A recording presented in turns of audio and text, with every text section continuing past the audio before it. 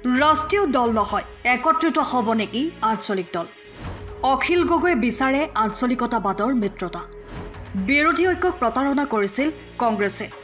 কংগ্ৰেছ দলৰ বাবে বাৰে বাৰে হলঠেকত পৰিছে বিৰোধী ২৬ৰ বিধানসভালৈ বিৰোধী স্থিতিক লৈ আছে সন্দেহ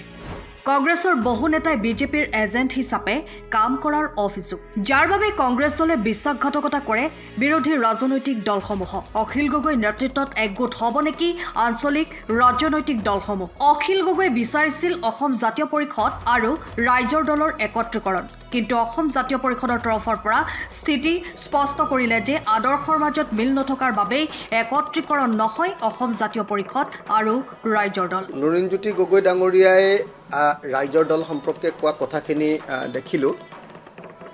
সেইটো তেখেতৰ দৃষ্টিভংগী আৰু সেইটো তেখেতৰ ভুল দৃষ্টিভংগী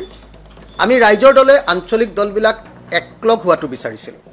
আৰু তাৰ কাৰণে ৰাইজৰ দল আৰু অসম জাতীয় পৰিষদে এই সম্পৰ্কে আলোচনা কৰিছিলে যে এই দুইটা দল ঐক্যবদ্ধ হ'ব লাগে একলগ হৈ একত্ৰীকৰণ হ'ব লাগে কিন্তু সেই সিদ্ধান্তলৈ অহাৰ পাছতো দুইটা দলে সেই কথাবিলাক পতাৰ পাছতো দেখা গ'ল যে অসম জাতীয় পৰিষদে ৰাইজৰ দলৰ লগত বা ৰাইজৰ দলৰ লগত একত্ৰীকৰণ কৰিবৰ কাৰণে জাতীয় পৰিষদে সন্মতি প্ৰকাশ নকৰিলে ভালেই হ'ল যে লুৰিণজ্যোতি গগৈ নিজৰ মুখেৰে কৈ দিলে যে আমি দুইটা দল একলগ নহওঁ আমাক ৰাইজে সদায় কৈ থাকে যে দুইটা দল একলগ হ'ব লাগে একেই লক্ষ্য একেই উদ্দেশ্য একেই কৰ্মপন্থা দুইটা দল একলগ হ'ব লাগে সেইকাৰণে আমিও চেষ্টা কৰিছিলোঁ ৰাইজৰ দাবী অনুসৰি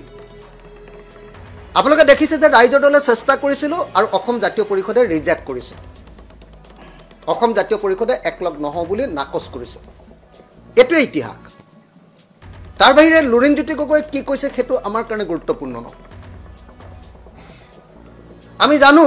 যে লুৰিণজ্যোতি গগৈ কিবা এটা অজুহাত দেখুৱাবৰ প্ৰয়োজন হৈ পৰিছে কিবা এটা কোৱাৰ প্ৰয়োজন হৈ পৰিছে একলগ নহবৰ কাৰণে গতিকে তেখেতৰ বক্তব্য দাঙি ধৰিছে সেই সম্পৰ্কে মোৰ একো ক'বলগীয়া প্ৰয়োজন নাই আমি আমাৰ মুকলিমূৰীয়া মনটো আপোনালোকৰ সকলোৰে সন্মুখত দেখুৱাই দিলোঁ অসমবাসীৰ সন্মুখত আমি কৈ দিলোঁ যে চাওক আমি সঁচাকৈ একলগ হ'ব খুজিছিলোঁ আন্তৰিকতাৰে একলগ হ'ব খুজিছিলোঁ কিন্তু লুৰিণজ্যোতি গগৈ বা অসম জাতীয় পৰিষদে একলগ হ'ব নোখোজে গতিকে আমাৰ কৰিবলগীয়া একো নাই মই ভাবোঁ যে ইয়াৰ পৰা আমাৰ ৰাইজৰ দলৰ একো বিশেষ লোকচান নহ'ব লোকচানটো লুৰিণজ্যোতি গগৈৰে হ'ব একলগ হোৱা হ'লে ভাল আছিলে আমি ৰাইজৰ বেছি কাম কৰিব পাৰিলোহেঁতেন আৰু যেতিয়াই কথা পাতোঁ আমাৰতো কোনো ডিফাৰেঞ্চেই নাথাকে আমি ককাই ভাইৰ নিচিনাকৈ চব কথা পাতোঁ এতিয়া হঠাতে তেখেতে এটা অজুহাত উলিয়াইছে এতিয়া বাকী কথাখিনি মই একো নকওঁ